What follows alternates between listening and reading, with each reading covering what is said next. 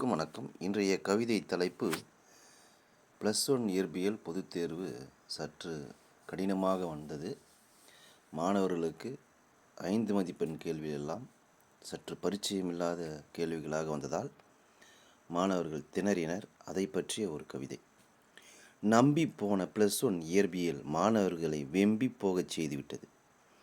5 மதிப்பெண் கேள்வியில் பிழைகளின் வகைகளைத் தவிர வேறு எதுவும் பழக்கப்பட்ட கேள்விகள் இல்லாததால் அவனுக்கு எல்லாமே பிழையாகவே தெரிந்தது.